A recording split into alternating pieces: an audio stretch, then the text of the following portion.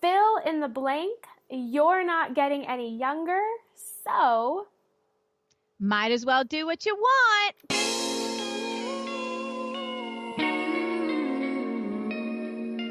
Hey, you. Yes, you.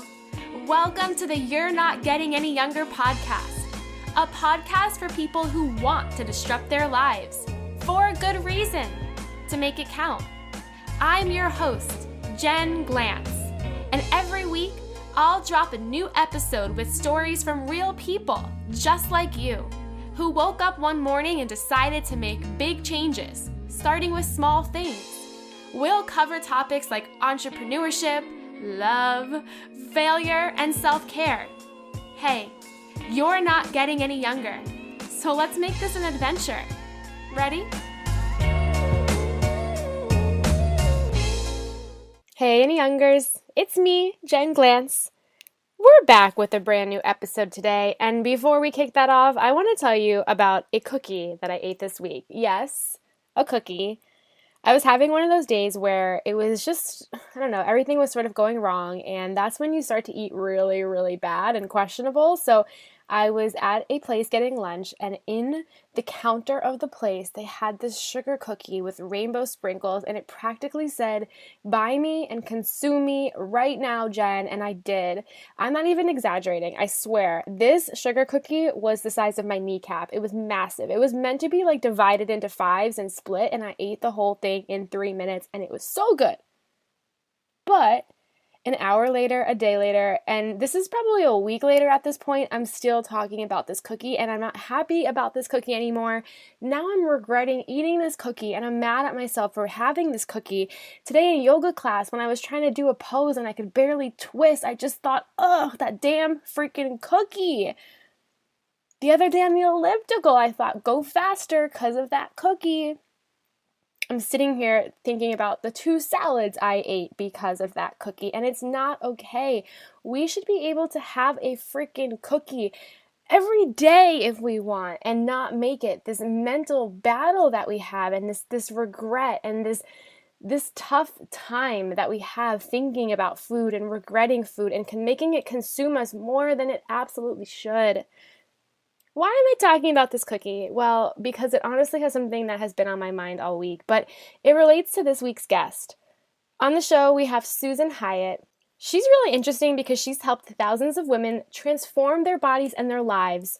She's the creator of The Bear Process, the Bear Podcast, and she recently wrote a book called Bear, where she helps other people understand that your body is wonderful the way it is and that diets make you crazy. And she teaches people how to live a healthier life. And I think you'll get so many cool tips from her on the show. Another cool reason why I love Susan is because she has this thing on Facebook called Whoop-Ass Wednesdays, where she reads a batch of hate mail from internet trolls and gives her sassiest response. We had so much fun on this episode talking about some of the crazy emails we've gotten and how we've handled them. I really, really hope you enjoyed the show. And hey, as usual, come hang out with us in the Secret You're Not Getting Any Younger Facebook group. I hope to see you there this week. And as always, one more ask.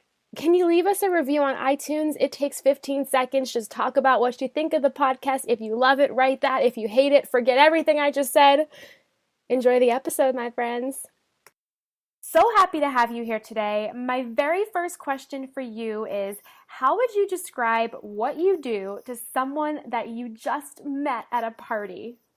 Oh, this is one of my favorite questions because I actually love this answer. So when I meet people at a party or in an elevator or on an airplane, as I've been a lot recently, it's inevitable someone's going to go, so what do you do? And I love to say, I help women stop dieting. Because then they're like, wait, what? What do you mean you help them stop? I love that. I would literally be like, tell me everything. What kind of reactions do you get from people when you say that? Well, it's interesting because I get a combination. So sometimes I get women who are outraged. I had one woman tell me that sounded irresponsible. And then I also get people who are awake to what diet culture does to girls and women. And they'll say like, amen, I am all about this. Or it could be someone who's just confused, like, well, I don't understand why you would do that. But it is a conversation starter nonetheless. And it should be, because I think dieting is something that every single female has thought about, tried, talked about, but maybe doesn't actually know the harm in it. And in Mhm. your book, Bear, you talk a lot about how diets don't work and it can be harmful to not only people physically, but mentally. And I want to break that down. So let's start off by talking about, why exactly do you believe that diets don't work and that women should stop just jumping to that conclusion when they want to get in shape or feel better about themselves? Mhm. Well, they're just not sustainable. So if every woman listening would think about how many times she has tried some sort of diet, and by diet I mean a food eating plan that has rules. So if you can do it wrong, it's a diet. I have a lot of people that want to argue with me that their plan isn't really a diet, and I'm like, oh, really? Yep. Let's talk about it. But the statistics don't lie that by the time a woman is my age, I'm 45, she has dieted on average 31 years of her life already Wow. and has attempted to diet over 60 times. Mm. So when you think about that, if diets worked, if diets were sustainable, those statistics would not be true. And so it's really thinking about, how can I move more towards an attitude of love towards food and body and away from deprivation. And so it's diets are designed to keep women in the state of not enoughness.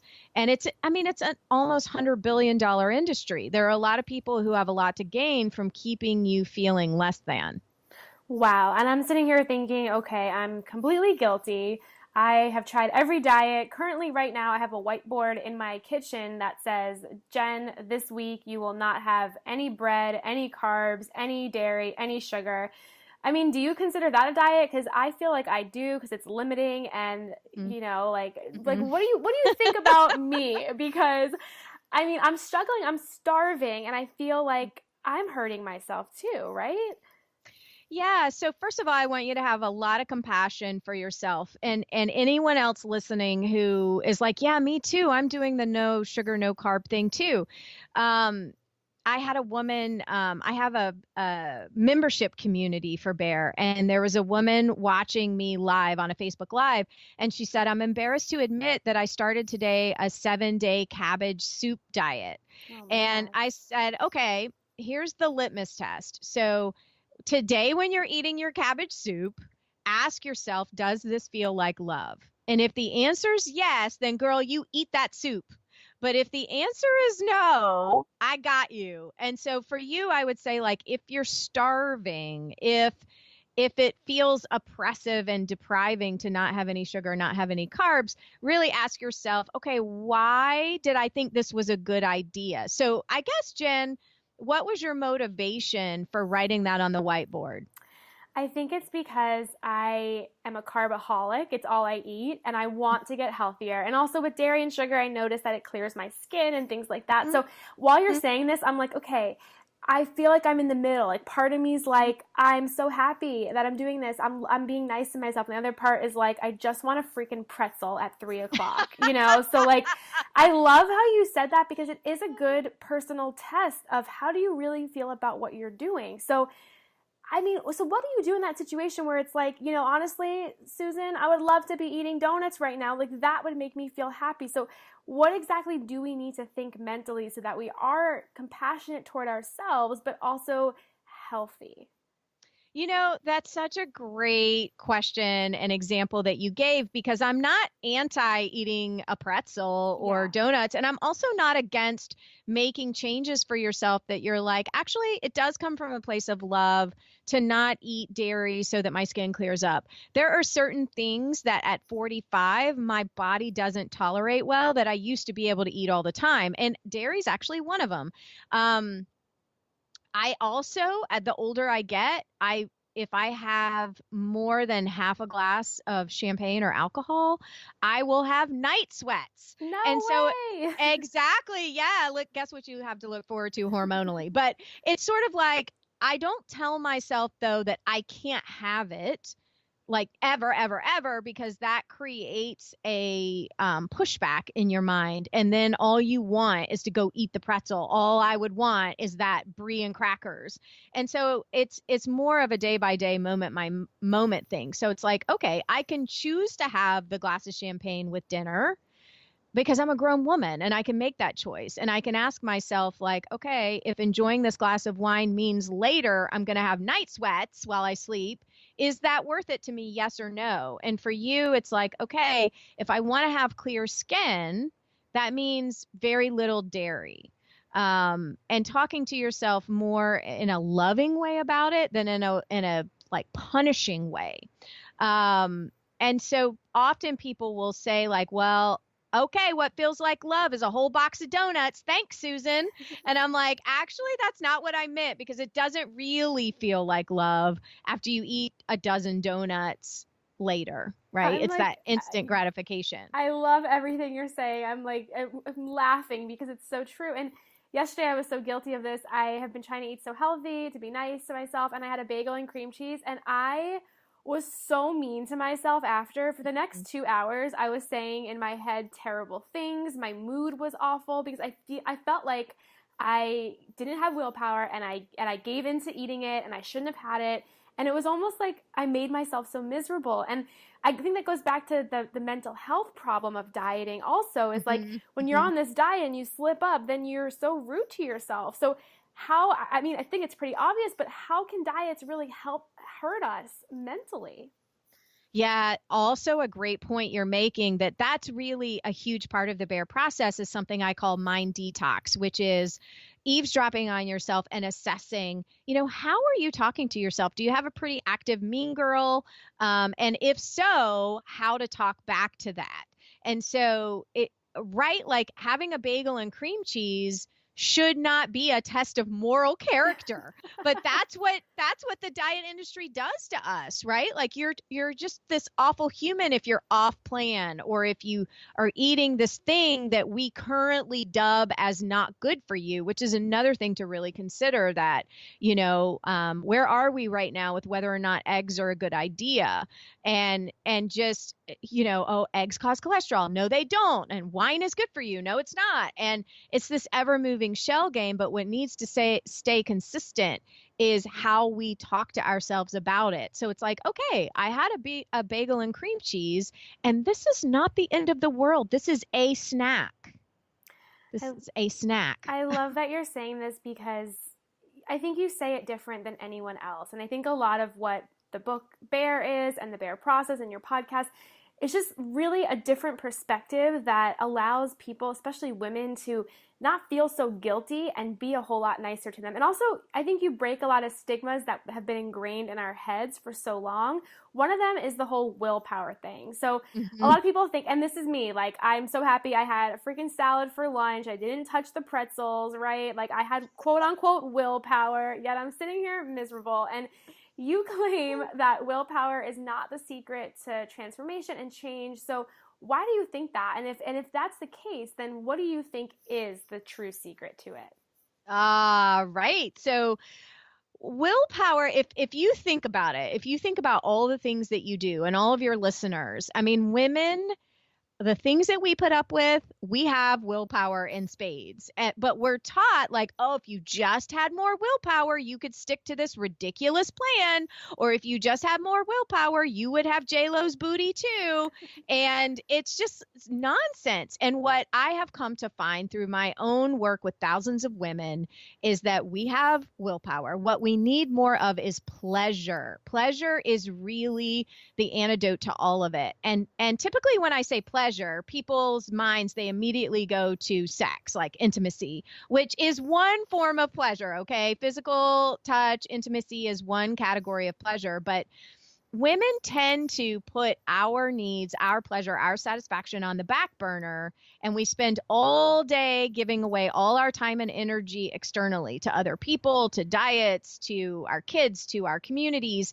And there's no wonder then that we turn to food and alcohol as a poor substitute for comfort, for entertainment, for everything.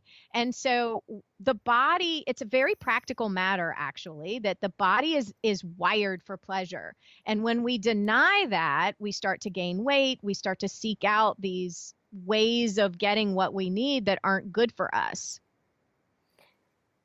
I think it's interesting because, you mentioned that the bear process is not a weight loss plan, it's a life gain plan. And I want to hear more about that because I do think a lot of your work, though you help women lose thousands of pounds, I don't think your work is really all about weight loss. I feel like it's also transforming how people live their life, what they say yes to. Is that true? Like, and if so, what made you realize that that is what people really need to live better, healthier lives?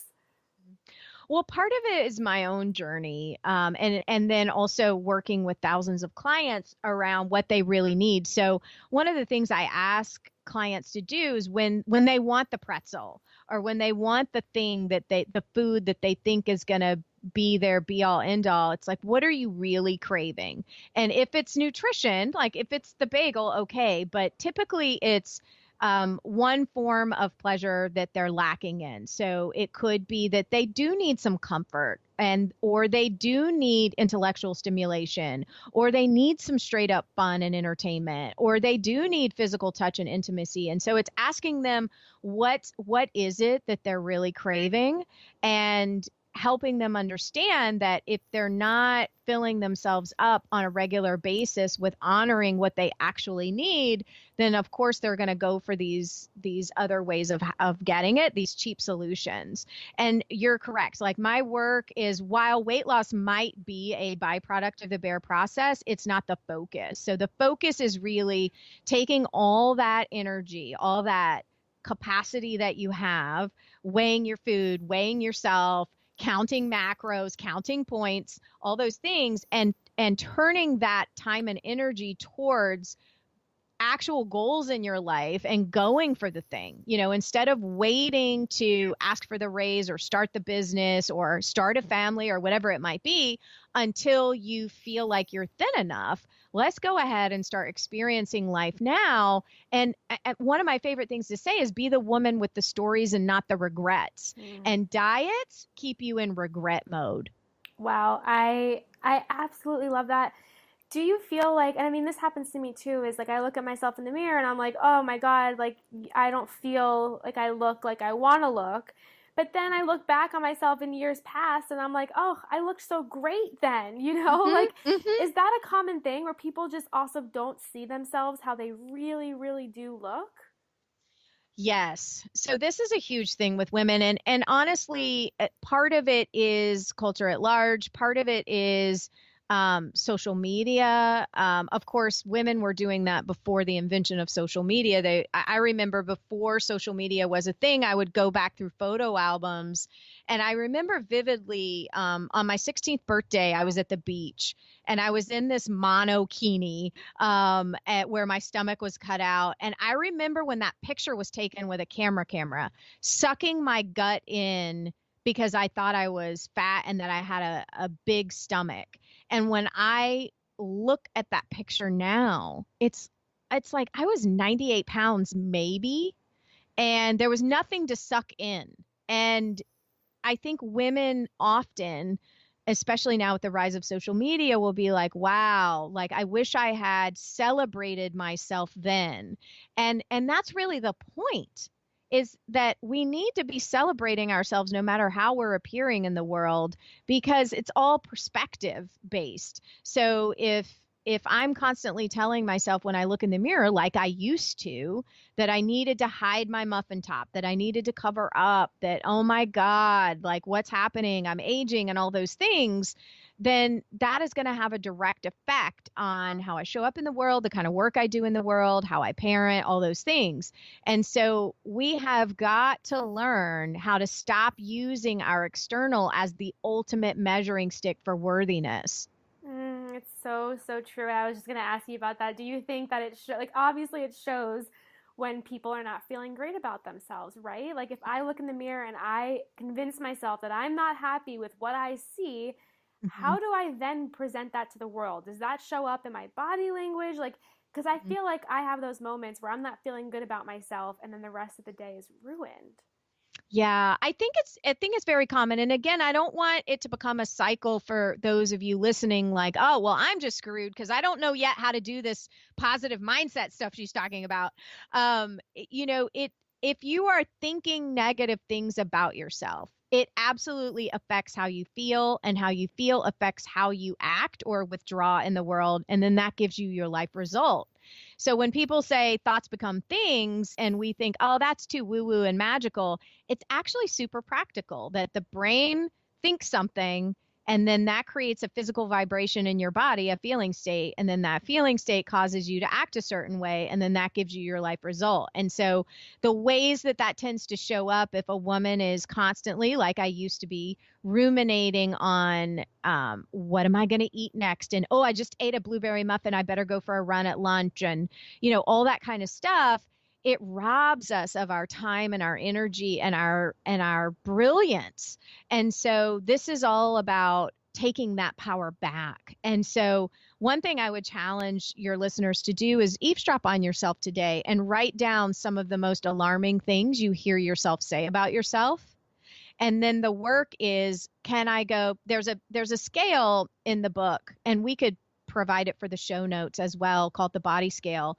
And it's basically an assessment tool to see, where are you on this scale of how you think about yourself? Is it all the way over to body violence? Are you pretty body neutral, meaning like you don't really care either way?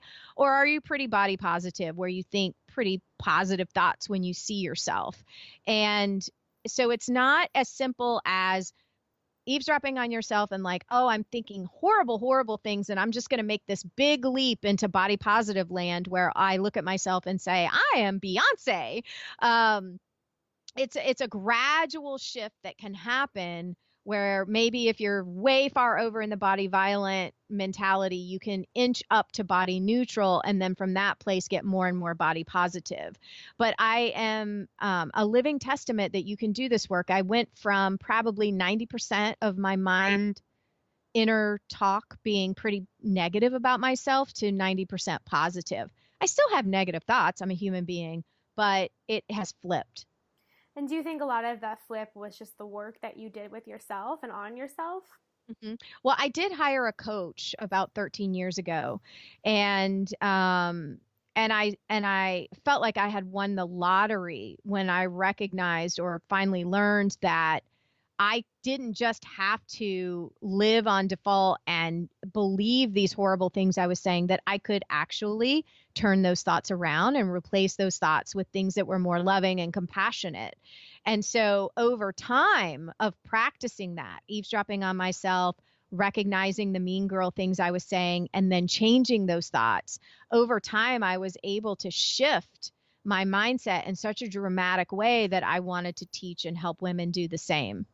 I think it's great because I think, and I'm just guessing this, but I feel like it's allowed you to truly become exactly who you were meant to be. And you inspire women all over the world because they love your honesty, your humanness, your humor, and and one of the things that I have to talk about with you, which I just thought was incredible, is some of your Facebook rants. You do you do something called Whoop Ass Wednesdays, where you read a fresh batch of hate mail from internet trolls. Okay, this is like something that I have to go through also. You get the nastiest emails, the nastiest comments. It's so easy to sit there and sulk in them and question your work. How are you able to just sit there and read that and not let it get to you, because it's painful. I mean, you do such great work for people and you receive such crazy emails, and everyone in the public eye does. So how do you deal with that? I would say, let's say I get 100 pieces of hate mail.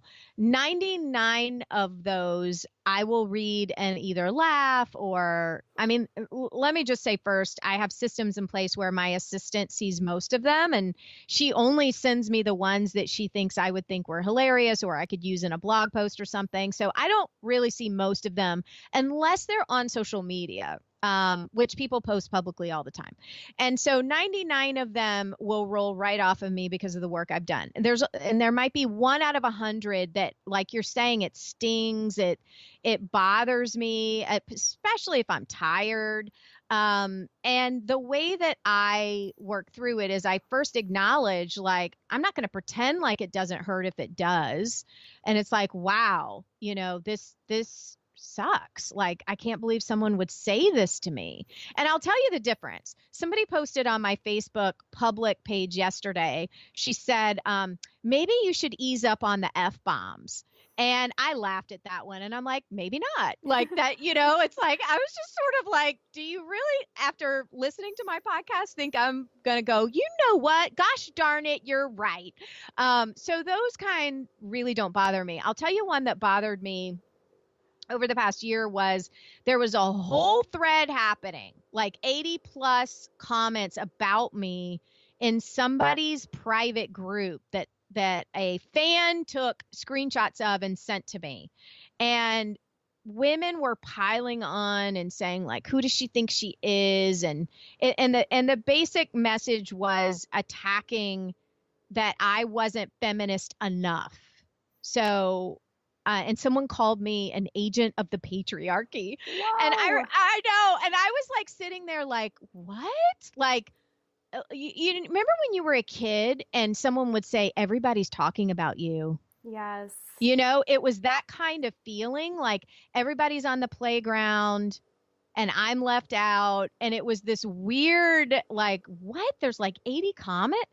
And I had to really work through it. Like, Susan, are you an agent of the patriarchy? Like, right? Like, I had to, eventually I got to laughter, but at first it was painful.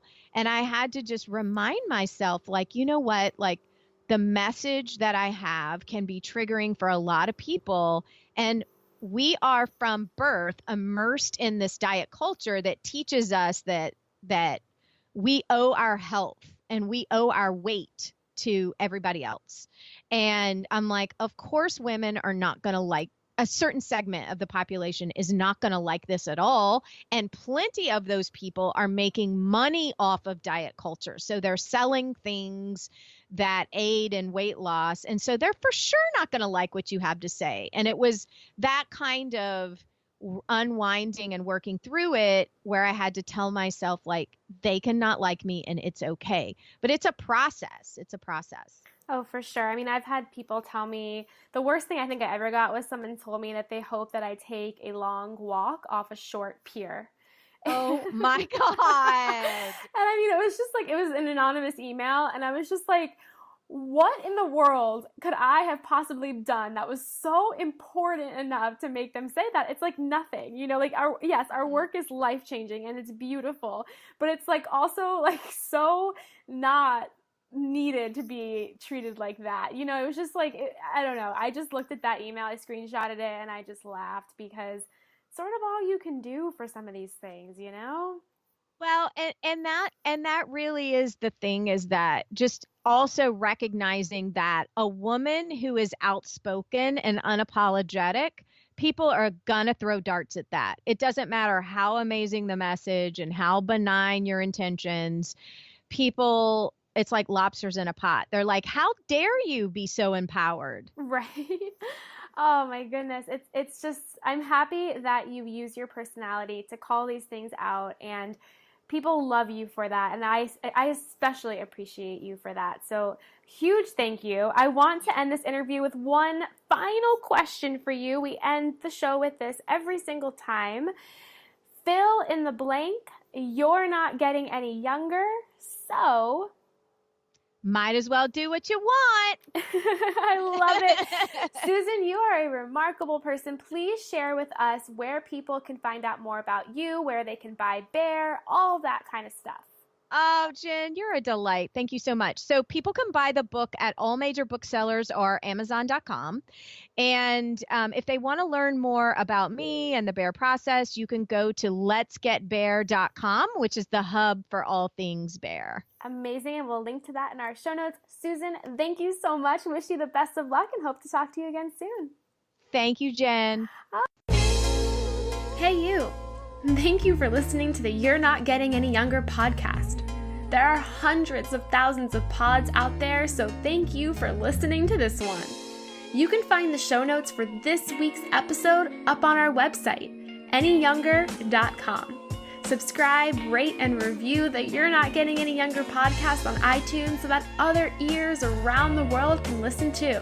Oh, and join our secret You're Not Getting Any Younger Facebook group, where over 1,000 people are talking about how to disrupt their lives, for a good reason, to make it count. Until next week, all my love, Jen Glantz.